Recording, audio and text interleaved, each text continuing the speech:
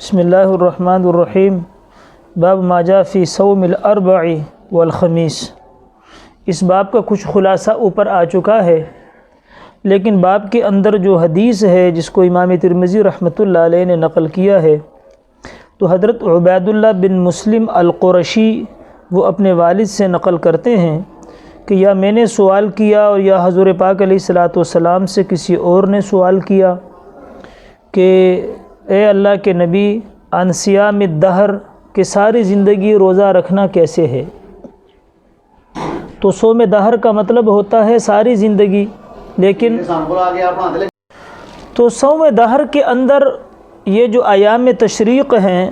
یعنی 2 چھوٹی عید کا روزہ ہے اور بڑے دن کے جو ایام تشریق، یہ 5 دن کے جو روزے ہیں، ان کو نکال کر بھی صوم الدہر بنتا ہے، وہ آدمی حکماً صوم الدہر ہوتا ہے۔ لیکن حضور پاک علیہ الصلاۃ والسلام نے فرمایا کہ بھئی اگر صوم دہر رکھے گا تو ایک تو 2 نقصان ہوں گے۔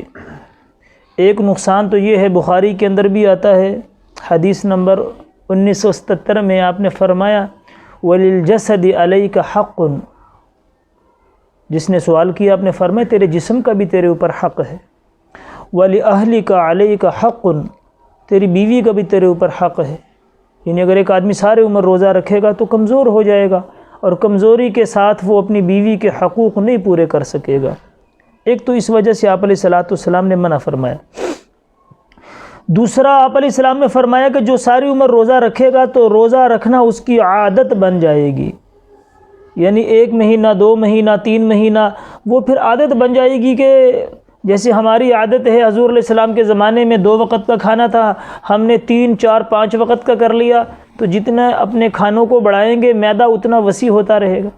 اب اس آدمی کی عادت بن جائے گی کہ یہ صبح صادق سے پہلے کھانا کھاتا ہے اور مغرب کے بعد کھانا کھاتا ہے، بس 2 وقت کی عادت بن جائے گی، تو اس کو روزے کی مشقت ہی نہیں محسوس ہوگی، تو جو مشقت ہی نہیں محسوس ہوگی تو وہ روزہ کس چیز کا؟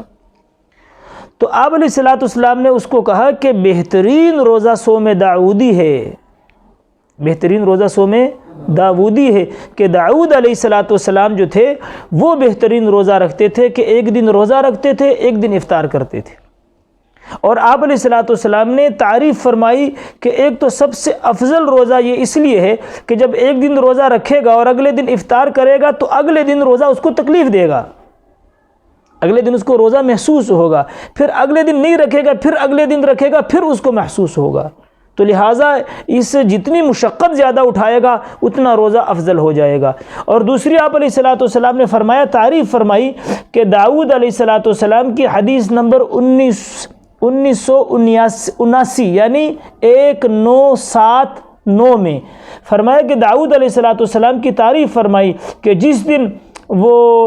ولا یفر اذا لاقی، کہ جب دشمن سے مڈبیر ہوتی تھی اور دشمن سے مقابلہ جہاد میں ہوتا تھا تو داؤد علیہ الصلاۃ والسلام پیٹھ نہیں پھیرتے تھے، معلوم ہوا کہ وہ کمزور نہیں ہوتے تھے۔ اس لیے آپ علیہ الصلاۃ والسلام نے یہ مشورہ دیا کہ اگر روزہ رکھنا ہے تو پھر صوم داؤدی رکھو، لیکن ساری زندگی کے روزہ رکھنے میں 2 نقصانات ہیں، ایک تو جسم کا، بیوی کا، ان چیزوں کا حق ہے۔ اسی طرح حضرت عائشہ رضی اللہ عنہا سے پوچھا گیا کہ آپ علیہ الصلاۃ والسلام کی عبادت کے بارے میں، فرمایا کہ آپ رات کے جس حصے میں آؤ گے تو آپ حضور علیہ الصلاۃ والسلام کو سوتا ہوا بھی دیکھو گے اور حضور علیہ الصلاۃ والسلام کو تہجد پڑھتا ہوا بھی دیکھو۔ یعنی ایسے نہیں ہے کہ حضور علیہ السلام ساری رات تہجد پڑھتے تھے، نہ سوتے بھی تھے اور تہجد بھی پڑھتے تھے۔ وَلِعَيْنِكَ عَلَيْكَ حَقٌ، کہ آپ نے فرمایا تیری آنکھ کا بھی تیرے اوپر حق ہے، کہ اس کا بھی حقوق پورے ہونے چاہیے۔ تو دیکھیں شریعت نے ایک اعتدال فرمایا، ہمارا جو دین ہے وہ افراط اور تفریط سے پاک ہے کہ بالکل سختی اور مشقت، ہاں، اور ایسی چیزیں شروع ہوتی ہیں جیسے میں نے شروع میں ان ابواب میں عرض کیا، یہ اکثر تو تقوی کی بنیاد پہ شروع ہو جاتا ہے، لیکن آدمی کا تقوی ایک حال پہ نہیں رہتا، آدمی کا ایمان ایک حال پہ برقرار نہیں رہتا۔ ایک حال پہ ایمان فرشتوں کا ہے، وہ نہ کم ہوتا ہے نہ زیادہ ہوتا ہے۔ انبیاء علیہ الصلاۃ والسلام کا ایمان روزانہ بڑھتا ہے، اور عام انسانوں کا ایمان جو ہے وہ کبھی بڑھتا ہے اور کبھی کم، یعنی اصل ایمان تو اپنی جگہ پہ ہے، بخاری شریف میں آپ نے بڑی تفصیل سے پڑھا ہوگا، لیکن ایمان کا جو کمال ہے اس کمال میں کمی پیشی آتی ہے، کہ نیک ماحول میں، اچھے ماحول میں بیٹھنے سے ایمان کی سطح بڑھ جاتی ہے اور برے ماحول میں بیٹھنے سے ایمان کی سطح نیچے آ جاتی ہے۔ تو بسا اوقات ایمان کی سطح نیچے آ جاتی ہے۔ کئی مسلمانوں کو آپ دیکھتے ہوں گے کہ فرض روزے نہیں رکھتے،